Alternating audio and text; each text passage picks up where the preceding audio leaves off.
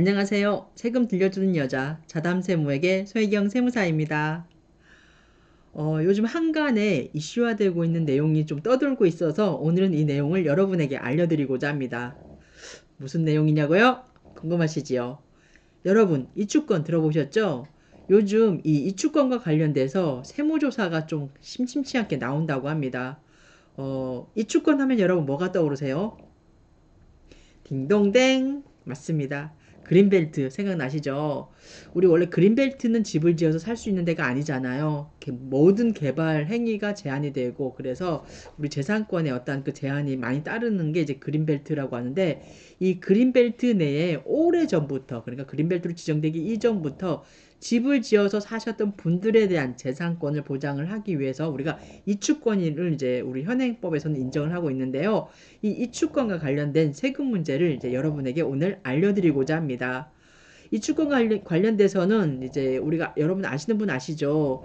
이제 어떤 그 계약서에 따로 이렇게 따로 구분해서 이제 일정한 기준에 따라서 구분 표기하게 되면은 그 이축권과 관련돼서는 기타 소득으로 분류를 하고 그리고 이축권을 제외한 나머지 뭐 주택이라든가 토지에 대한 그 가액이라 그러면 그거에 대해서는 양도소득세가 부과된다는 것까지는 여러분 아실 겁니다.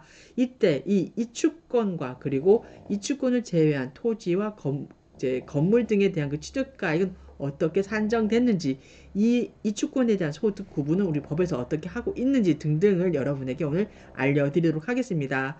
잠깐 화면을 바꿀게요. 지금 보시는 화면은요, 저희 블로그입니다. 제가 이제 좀 얼마 오래되진 않았는데, 그래도 한 몇 달 전부터 이제 올 하반기부터는 제가 이제 블로그 활동도 왕성히 하고 있습니다. 그러니까 궁금하신 내용이라든가 세금과 관련된 내용을 좀 더 깊이 있게 알고 싶다 그러시면은요, 저희 블로그도 같이 참고하시기 바랍니다.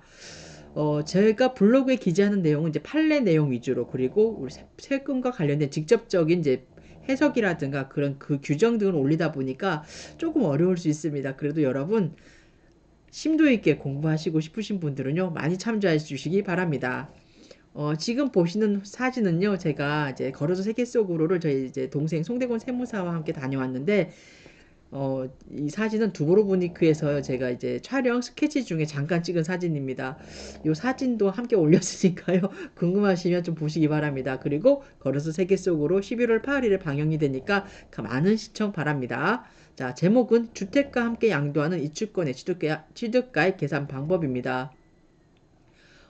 이제 법규가에서 이렇게 새롭게 나온 이제 얘기인데요. 한번 보시면은 이렇습니다. 여러분 사실은 이래요.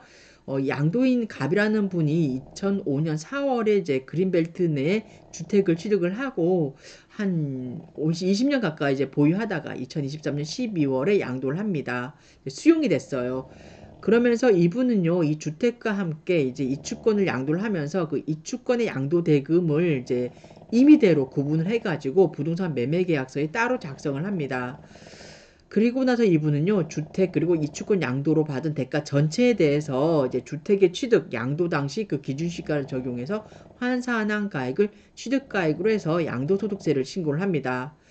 이때 이분이 궁금한 사항은 이겁니다. 주택과 함께 이분처럼 이축권을 같이 양도하면서 임의로 이축권가액을 구분을 해서 매매계약을 체결한 경우 이때 이축권 양도가액을 주택의 양도가액으로 보아 주택의 기준시가로 환산한 가액을 취득가액으로 할 수 있는지 여부입니다. 자, 이 내용에 대해서 우리 법에서는 뭐라고 얘기를 하고 있냐면요. 우리 소득세법에서는 이런 얘기를 하고 있어요. 양도소득의 범위는 여러분 아시잖아요. 이제 1항에서가 1호가 토지 또는 건물의 양도로 발생하는 소득, 그리고 제 4호에서가요. 1항의 4호가 기타 자산의 양도로 발생하는 소득이라고 하면서 마목에서 제1호의 자산과 함께 토지라든가 건물과 함께 양도하는 그린벨트 내 소재하고 있는 이축권 이때 이 이축권까지도 함께 양도를 했다 그러면 원래는 양도소득에 해당이 됩니다. 그런데 이 이축권 가액을요 우리가 시행령이 규정하는 방법에 따라서 별도로 감정평가를 받아가지고 신고하는 경우에는 이 이축권 가액은 어떻습니까? 양도소득의 범위에서 제외가 됩니다. 그리고 이 소득세법에 자 소득세법 우리가 아까 살펴봤던 그 94조 1항의 1호, 4호 그리고 그 내용에 대해서요. 4호 그 4호의 마목 단서 대통령령으로 정하는 방법이 어디서 규정을 하고 있냐면은 소득세법 시행령 제 158조의 2에서 규정을 하고 있는데요. 이 방법이라고 하는 건 어떤 경우냐? 그 감정평가를 법인 등이 감정한 가액이 있는 경우에는 그 가액을 구분하여 신고하는 경우입니다. 그래서 우리가 이럴 경우 그렇잖아요. 이주권이 있는데 이주권에 대한 그 평가액이 포함된 가액까지 함께 토지와 건물을 양도했다 그러면 그때는 이 이주권이라든가 토지 건물에 대해서 따로 감정평가를 정확하게 받으셔가지고 구분해서 신고해야만이 어떻습니까? 이주권에 대해서 우리가 별도로 기타 소득으로 인정받을 수가 있습니다. 그러니까 여러분 혹여나 여러분들 중에 아니면 여러분들이 알고 계시는 분들 중에 이 주권과 관련돼서 그 권리를 이제 받는다 그러면은요 반드시 감정평가를 받으셔가지고 구분 기재하도록 하시기 바랍니다. 그러면서 이제 그 양도 차익을 계산을 할 때 우리 공제할 그 필요경비 있잖아요. 취득가액 같은 경우로 이제 규정을 하고 있는데 이 취득가액은 이제 원칙이 실질거래가액입니다. 그리고 실질거래가액이 없다 그러면은 뭐 매매사례라든가 감정가액 그리고 환산취득가액을 순차적으로 적용한 가액을 우리가 필요경비로 인정을 받을 수가 있습니다. 그리고 이때 이 환산할 때 그 가액은요 어떤 기준을 하냐면은 우리가 그 소득세법 시행령 176조의 2에서 이제 얘기를 하고 있는데 그 취득 당시라든가 양도 당시 기준 시가를 기준으로 해가지고 이제 환산을 하게 됩니다. 그리고 부동산을 이제 취득할 수 있는 권리라든가 토지 건물 이때는요 어떻게 하냐면은 그 양도 당시 실질 거래가라든가 매매 사례가액 혹은 감정가액을요 각각의 기준 시가 비율로 역시 안분 계산을 하고 있습니다. 그래서 결론은 이겁니다, 여러분. 우리가 소득세법에 따라가지고 우리 아까 94조 제1항 제4호 마목이잖아요. 이때 1호의 자산, 토지, 건물과 함께 양도하는 그린벨트 내에 소재하고 있는 이주권을 이제 같이 양도했다. 그러면 그때 그 이주권은 어떻습니까? 감정평가 등을 받아서 별도로 기재를 했다. 그러면은 우리가 기타 자산의 양도인데 이제 기타 소득을 구분을 하잖아요.